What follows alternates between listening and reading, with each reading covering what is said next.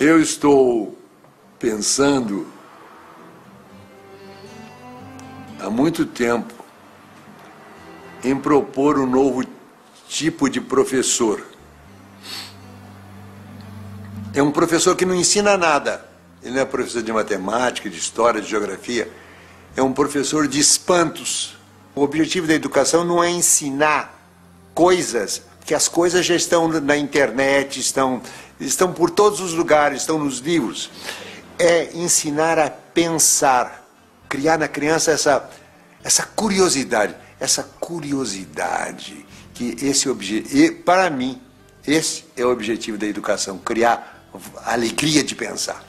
Eu já tive uma experiência muito interessante com uma menininha de 7 anos. Eu estava com a cabeça quente e eu resolvi então, para descansar a cabeça, fazer uma prateleira. Peguei minha serra circular, minha chave de fenda, as ferramentas. Levei ela para cima e comecei a me preparar. Nessa hora chegou a minha empregada com a filha dela. Sua empregada disse bom dia, não cumprimentei e foi embora. A menina não foi embora, ela ficou parada lá. Ela estava intrigada com os objetos que estavam lá. Ela queria saber o que era aquilo. O que esse homem vai fazer com isso? Ficou parada lá.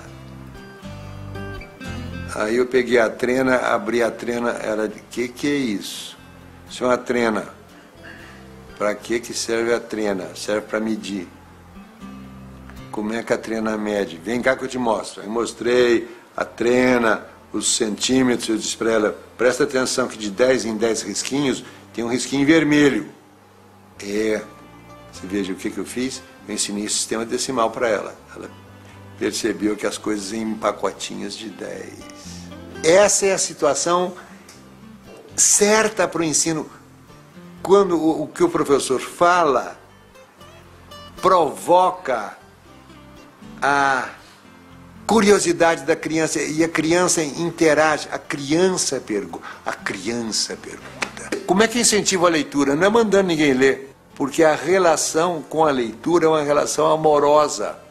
Eu vou lá não é porque o professor mandou. Quando o professor manda, já estragou. Então você tem de criar o gosto pela leitura. E você cria o gosto pela leitura, não mandando ler, mas lendo. Uma hora muito boa para a leitura é quando as crianças e os adolescentes vão para a cama. Então a mãe se assenta ao lado e vai ler um livro. A missão do professor não é dar respostas prontas, as respostas estão nos livros, estão na internet.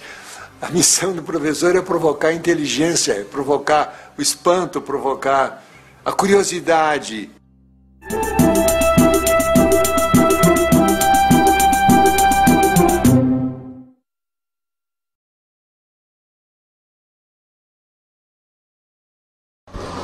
A primeira grande dica, elas são sempre duas na vida. A primeira grande dica é que só é um bom ensinante quem for um bom aprendente. Quem não conseguir ser um bom aprendente não será um bom ensinante. E a essa dica decorre uma segunda, que é a necessidade de ter humildade pedagógica. Isto é, a capacidade de saber que eu não sei tudo o tempo todo de todos os modos. E ninguém o sabe. E por isso é preciso juntar as competências. Aí sim a gente consegue aquilo que é necessário, que é ir em direção ao futuro. Essa dica ela serve para a gente compreender a necessidade de não estagnar, de não interromper um processo de vitalidade que vem exatamente pela capacidade de aprendizado contínuo, de renovação, de abrir a mente, de ser capaz de, entre outras coisas, não se considerar nunca completo, pronto, feito por inteiro, que em latim é perfeito. Ao contrário, sentir-se alguém em construção, uma obra contínua de vida, de história, de obra. Afinal de contas, o que vale para cada homem e cada mulher é exatamente a nossa obra, o que nós deixamos. Os chineses dizem uma coisa especial: quando a partida de xadrez termina, o peão e o rei vão para a mesma caixinha. Quando o jogo de xadrez acaba, independentemente do resultado, o peão e o rei são guardados na mesma caixa. Portanto, como dizia um grande gaúcho, o Aparício Torelli, o Barão de Itararé, a única coisa que você leva da vida é a vida que você leva. Que vida levamos nós? É uma vida que constrói uma obra? É uma vida de aprendizado contínuo?